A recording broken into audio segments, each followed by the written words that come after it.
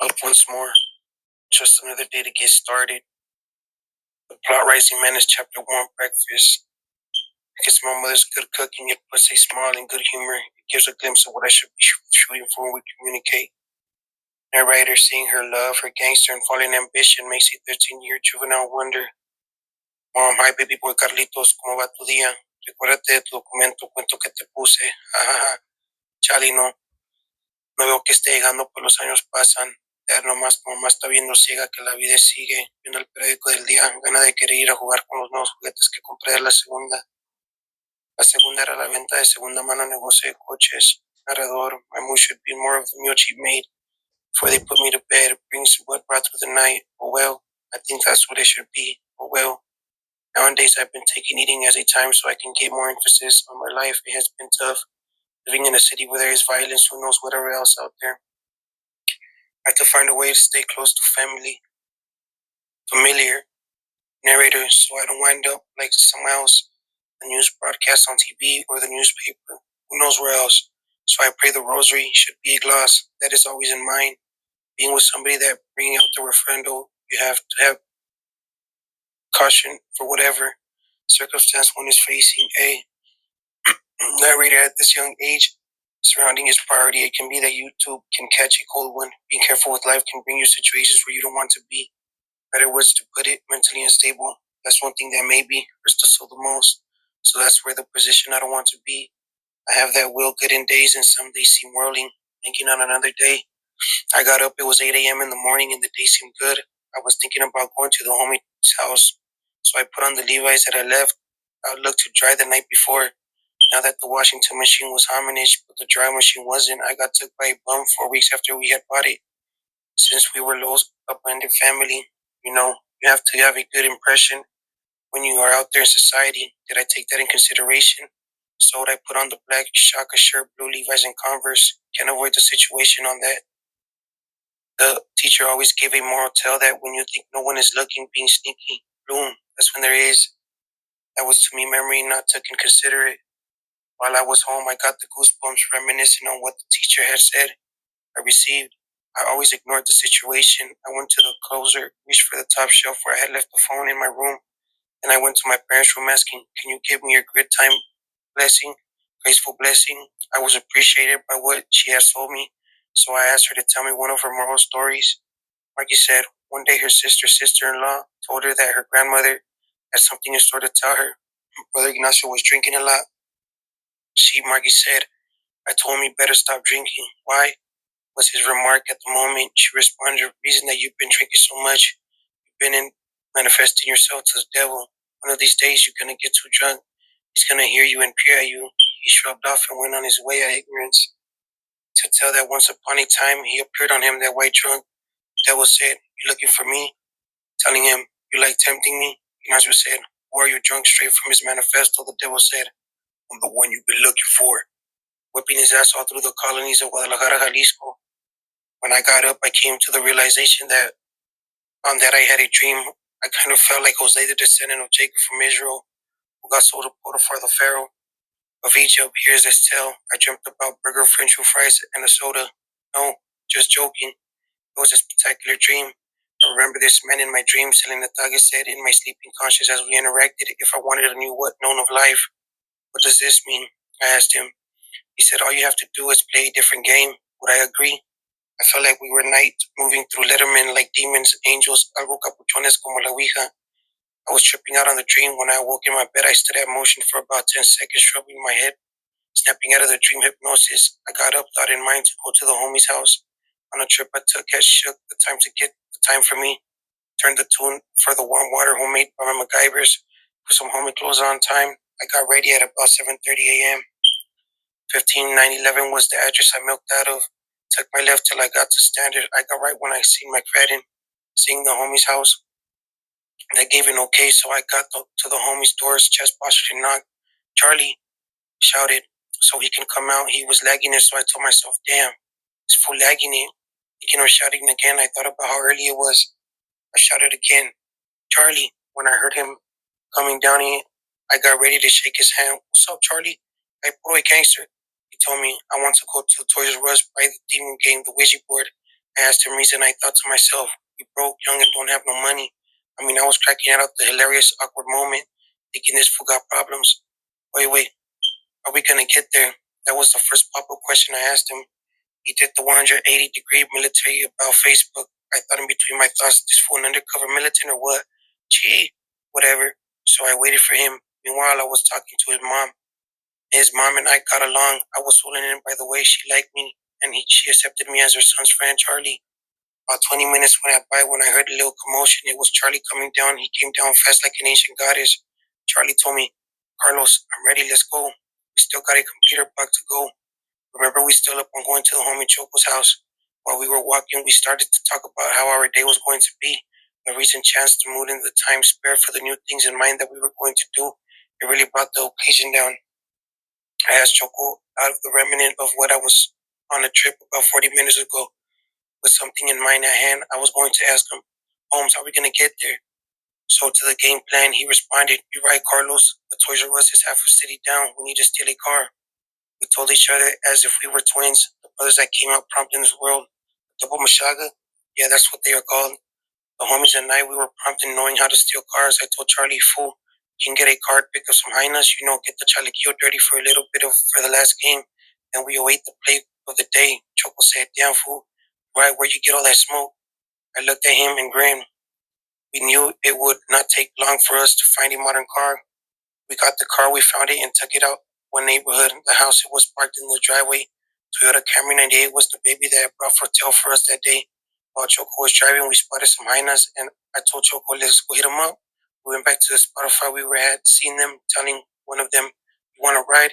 They were a bit raggedy, but they were all right for us. They passed. Chapter 2, game ride. We had already the homegirls in the car. They didn't know the car was stolen, though. We made up a story that the car was a handover because Choco had that good mate in him. One, her name was Candy, Cynthia, and Myra. They were brown, light skinned, past the type shit. They were not sure of what we were going to do, but we had already invited them for the daytime. Taking occupation of the day, we had the rest of the day at chill. They were cool, they had ambition, class conversation, a rough social skill game. The day was going by and we were feeling alright. Choco and I in between the conversation asked, we have a plan today to get to the Toys R Us and buy the Ouija board game. The girls looked at Tuck, but they were down to go with us to get the game. We knew they were for sure. They looked good looking enough to take the thought in mind with us. When I first saw them, Choco was like, sheesh. They give nerve wreck, so they were down for the count. Toys R Us was the next stop. We were headed to the Infinito and beyond. We got to the Toys R Us and we bought the Ouija board game. Took it out the savings that we bought from the money that we found on the ground when we got lucky. Narrator, I was tripping out, and the homies too, on how the demons or whatever reached out to us through the board. How they communicated with us. They were playing with our heads. They made mind that the homies were relatives. For instance, Choco was talking to his demon girlfriend he said had passed away. I thought it was all bullshit in between the game, yeah. That could possibly be. Choco's dumbass was going along with this saying, yeah, Carlos, I had a hyena in the other city that passed away. What an embarrassed paper it was when the girls started to laugh at us. It was shameful for sure. At least that's what I thought. I for sure thought the whole most story that was going on was burgers, french fries, and a soda. Choco said a silly remark and said, homeboy, I feel like the demon is inside of me. I was like, demon? It's playing tricks on me, taking me with Fortuna. I am going to die like the Apostle Paul. Who the fuck is Paul? I didn't know. It was a crazy night. After that, true perfection. That is what I was saying when the game was going on. The girl I was talking to was some girl that through the board was saying she was my homegirl from a past time. I started catering at the moment and gasped for some air from the laugh. I looked up and thought to myself, damn, them girls look bomb. Maybe I was tripping from the game mode. When I caught instant contact with one of them, it was like I went to a boy fantasy imagination. The birds turned red at glimpse. It was a crazy interaction. I was thinking in my hypnotized head, feeling like SpongeBob. What would I do if I took that distant step and hit her up? Or what would happen? I had been in attraction to girls before. It was a no right occasion. The way would it be something different? I was brown, young, and attractive. I would have hit him up. One of the homies showed me I did not pay that much attention to the news. That morality shit, I knew that it was in my, that I could do it. It could become to be something extravagant. The night was chill. We had a long and adventurous climax, I can say. The next morning, I was tripping out on how I woke up in my bed. We do drink and smoke, but we did take that responsible time to not get too fucked up from the situation. Maybe I got the crash that knocked me out for the rest of the night. I felt good though, no hangover, those extras. I looked at my phone and I saw I had a message from the girl that bombed. I know. I was talking about, sheesh, the devil's ring type shit. Candy was a girl. I guess I got the numero from. She was telling me she liked what we did the night before. The night before, I was like, what? I hit her up, telling her simple, dimple shit. Like, me too. Shrugging the situation off, I got up from laying down. I went to the backyard to get the clothes I had washed that inflated that I put out to dry on the hinges. I was like, I'll hit her up later. It was a baseball game event in the Black Panthers Bell Distrito. That was where the game was going to be. We gave each other our secret partner handshake, ready to go as planned. Though it was nerve-wracked and panicky. What if we got caught? It was part of the gangster party, though. We got to the back where the chicken wire fence. I took out the wire cutters, made the usual line that was to be made so one can get through. This time it was going to be three of us. It's time, though. It was for sure going to be a ball game. The wire cutters were the ones I forgot to mention. When I told them about the game, did they even know we were going to go to the game? What the hell went through their mind when I mentioned to them about the game? I was not sure. What I do know is that they were down for the count. Thinking in the back of my head, reminiscing, all I asked them if they wanted to go to an event of baseball. I asked Choco, you got a custom shirt for baseball? He replied, yes, Carlos, I got jersey that I got from a charity store. One thing I want to post to is a good deal in for a baseball game. We looked at him, Charlie and I looked at him, at what he said, and we did not understand. And Charlie said, hey, Carlos, you're right, but I told that for Choco be putting on a good show, putting some good cards on the table. Es fuerte y maduro como una King Cobra. Haga, haga, haga. To him, I tell you, he be taking some good shit. I don't know what the fuck's narrated. These are the homies, though. It isn't mine to know that 13 loving the streets, being modern and road. Reminiscence is not particular that brings foreclosure. Reminiscent romance is an illusion over us to come to think of its ways. It is a cause of danger at hand that can bring tingles to the fingers. Something like when you learn to do your first haircuts. To me, that is gangster party, though. Like drinking the order of the 21-year-old that got his first drink of alcohol, 21 forever, 21 and beyond type shit. Feeling like one got talent to put on a show. All high and drunk or better words to put it in hood villain terminology. Drunk and faded, sheesh, mothership comes aboard. We met up at the 7-Eleven. I told them that we would meet there at 6 p.m.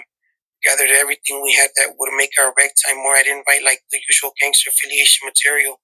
Heading toward the back of the baseball game event, we could hear the band from the speakerphone. They had some of the original baseball anthem, like "What's if we want to get in? The mission had to be done." It gave the goosebumps to us that we were a special invitation. Knowing that we were not supposed to be there, it was a brag for us. We were having a ball. We were honestly surprised that nobody noticed us, the youngest ones in the game. We told each other that we did not want to be looking raggedy. That's what we did not want. But we were dressed to impress. We thought looking of how the hyenas were looking at us. We thought, hey, let's go hit them up. Being blazed under the influence, we looked to see how their curves brought attention, even though it brought one to a nerve wreck. I thought inside myself, damn, them hyenas look bomb. When I caught eye contact with one of them, it was like I went to a boy fantasy land tripping. It was one of those freaky interactions like a royal flush. I was thinking to myself, what should I be? The view was bound. That was for sure the Mary Jane app fallen in effect. Maybe it must have been the 420 vibe because I was going on a blaze. Watching how they looked from across the stadium, I knew I wasn't tripping, but I was enjoying the time there was with the homies. They were doing the domino their own thing, passing the blunt around, watching the speculation. The game was going good. It was a time to enjoy and flame at. The time to catch a bit of approach. The hour passed by and the game was over. The ponies and the Panthers tied. After was the game, maybe more than us, at least I thought. We had to go early because the back entry was waiting for us. Maybe about 15 minutes to hurry to not be noticed. We had to have the time to bounce. The two of the other homies, I hit it home. I opened the doors to my house and saw that my parents were eating dinero. Going up to my mom, I hugged her. Then my dad, asking them how was the plate of food and how was their night going. Narrator, getting the time to talk to my parents was something that was a little given. Now that I was always out and about in the hood or streets, so when I had the chance to talk to them, honestly, I did. I hung out, showing them that love that they had for me, because I did not know better. Showing them love and respect, always never thinking of doing something stupid that will destroy my relationship with them forever. There is always that perspective in life is primitive, and to me, that is parenting. I learned in the Bible from when I picked it up not to give wool to a fool. King Solomon, I think it was him. He wrote the proverb, book of knowledge.